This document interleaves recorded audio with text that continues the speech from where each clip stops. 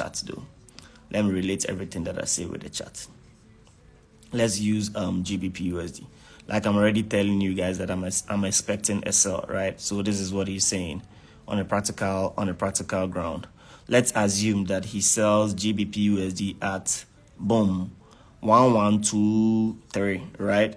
And then next minute GBP USD moves to boom 1.2 to 17, right? That's like a few drop from the initial place that I put it, right? So he says what?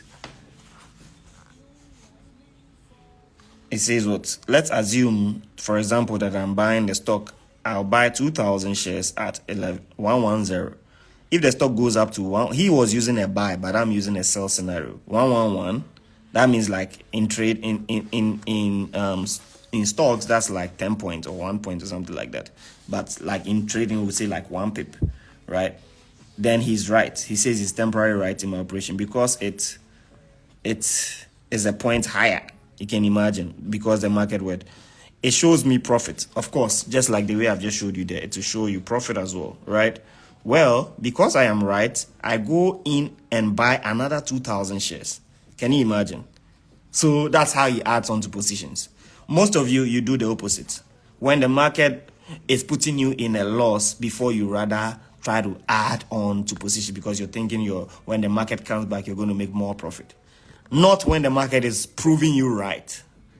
99% of traders add on to losses than profits. But he is telling you what he does, which is like when the market goes, and this thing has saved me millions of dollars, saved me thousands of dollars since I got it implanted in my brains so many years back, that you would never see me, hardly like 1 in 10,000 occasions, then I'll tell you that, oh, we are in a loss, let's add this because I'm confident that I've seen another level, which is not far from my initial entry. But for the most part, you're never going to get me adding to a loss. So that's what he does, But like I said, 99% of you guys on here would add to a loss than a profit. So he says what? Well, because I am right, I go in and buy another 2,000. If the market is still rising, I buy a third lot of 2,000 shares. You get it? If the market is still rising, he still adds on. See, the price goes to 114, which is initially started buying from 110, and now it's at 114. So you can see that as what, let's say 4 points in stock market trading, right? I think it's enough for time being. I now have trading basis to work from. You get it? Now, from that level, he can tell that what he's been right. Like imagine I sell here, and then this market is acting right, and then all of a sudden the market is actually here like this. That means that my operation is right. That means that my perspective is right. That means that you got to now squeeze the freaking juice out of the market, right? So that's what I'm telling you. So is what? I am long 6,000 shares at an average of 1. This is purely mathematics. You're not going to understand. I cannot break it down here though. And the stock is selling at 1.4. I won't buy any more just then. He will wait and see. I figure that at some stage of the rise, that's what happens. He waits because sometimes, you can be adding on to position. You get so carried away. You're adding before you realize the market will reverse. Rise going to the reaction.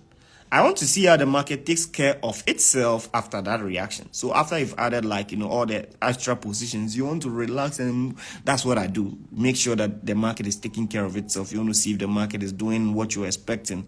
It will probably react there. It will probably react where I got my third lot. After the third position, it might not just like go up like that. It will start playing there, delaying for so many hours. That's what it's saying. Say that after going higher, it falls back. Imagine that it falls back. First it was 114. First it was 110, then it went to 114. Then it was back to 112, which is halfway. And then rallies, well, just as it goes back to 113 point quarter, it means that almost back to 114.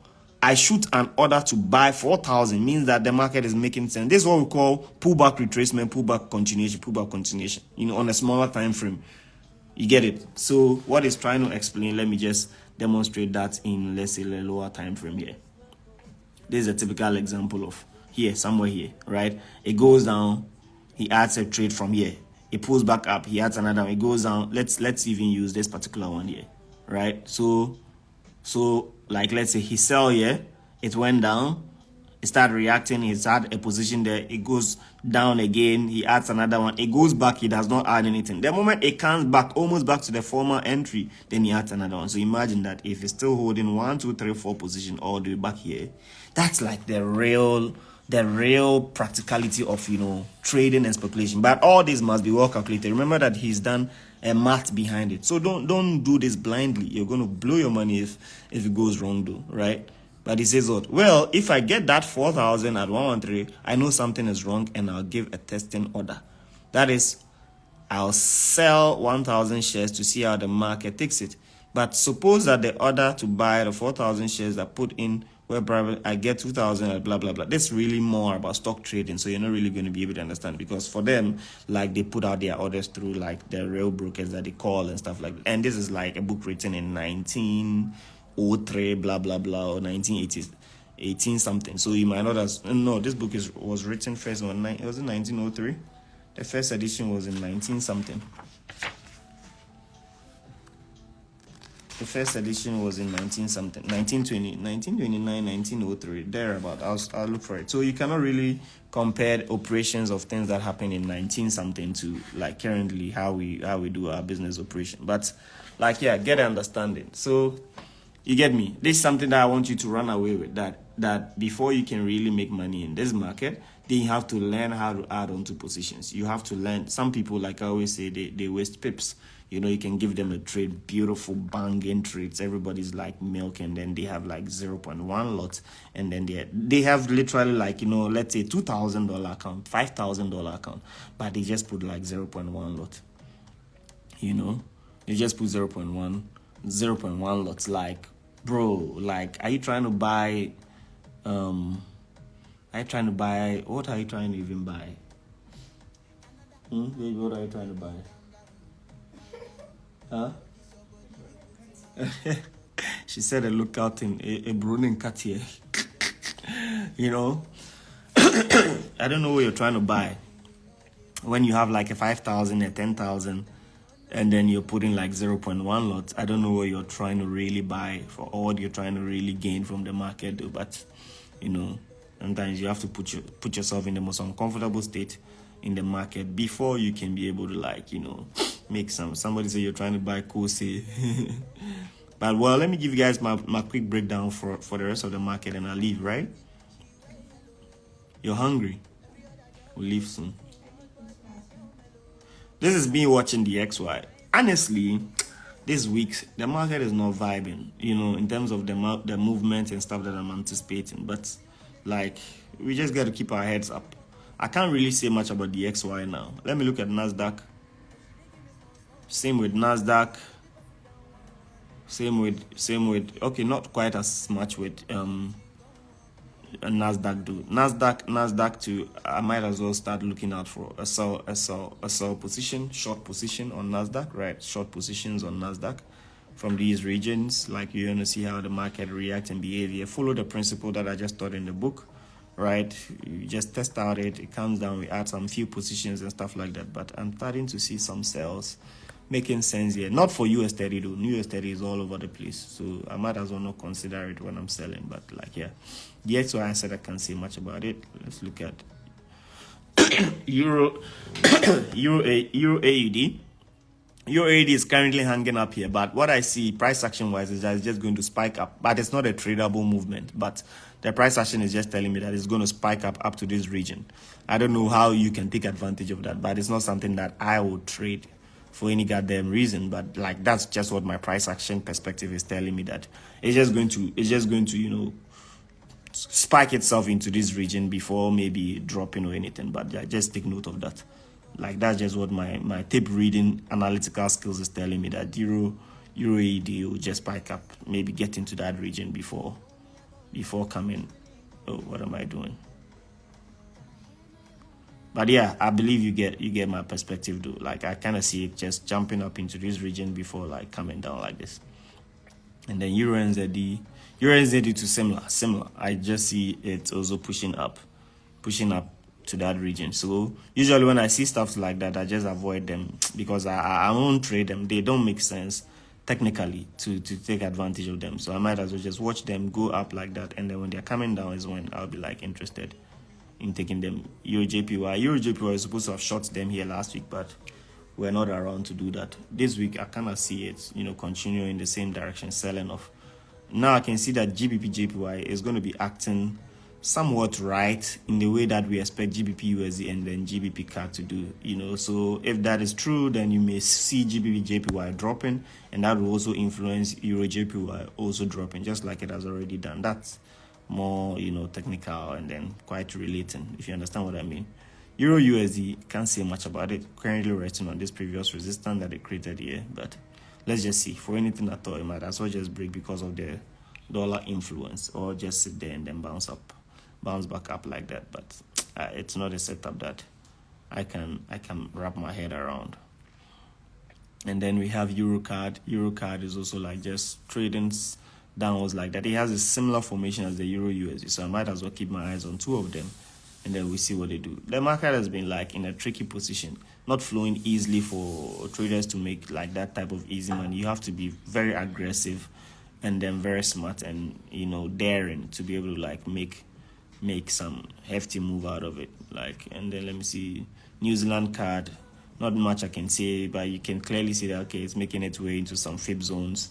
You can see some of these things from your eye, so sometimes I don't like to draw them on the chart, because I use my eye to do the analysis fast like that. The moment I see this, I know that okay, we have some fib perspective coming here, so I don't need to, this is probably like 50% retracement, right? So if I put this here, you're going to see exactly falling into the 50 and 61.8 retracement region, right? So I don't need to put it there. I use my eye to scan it and know what it's doing. And then let's see, AED USD, not much I can do. AED CAD as well, not much I can do. Might as well just keep selling off. And then AED JPY, not much I can do. Let's come to my last three pairs. New Zealand CAD, not much I can do. USD CAD, USD Swiss franc. What can I do? USD Swiss franc. What I supposedly see is also like this type of a wedge formation out here, which is going to instigate like that continuation of a move, right? Something that day traders really love to trade. So if you're like a day trader, a scalper, you might as well be considering shorting USD CAD. And USD Swiss franc, not CAD, Swiss franc, right? Don't get it wrong. Swiss franc towards like the bottom like that. Last week I was trying to catch a buy here, but it tricked me. Even though like I didn't lose money anyway, I still made money. Like last week, I saw this move like this, and I thought like it's just going to it was last week, early part of last week. I thought it was going to blow up, at least up to this region or here. But I caught the trade from the bottom here. The moment it came to these lows, I started buying, and then it put me in profit, took some profit out, and then came back into break even, up, blah, blah, blah, and then finally continued down. So my perspective was wrong, totally wrong. I expected it to go up, it didn't go up. Nonetheless, my entry prevented me from taking a loss. That's the skills of a smart trader. You can be wrong, but you're not going to lose money. But it will take time for people to reach that type of level, right? And then we have last one, USD JPY. Not much I can also say about it. We just want to observe price action. But maybe when I look out from here, I can see that I can plot some let's say, bearish movement going on here, bearish swings going on, swing low, swing high, swing low, swing high. So we might as well just have this market make a swing. It might as well just go up a little bit, touch there, make a swing low, come back like this, and then maybe eventually be ready to break out of this swing low, swing high formation like that. But in the meantime, we just want to see it continue doing its thing. That's my perspective. So now that I've formed this perspective, guess what? I'm just going to be chilling, relaxing, casually observing the market until it start acting right.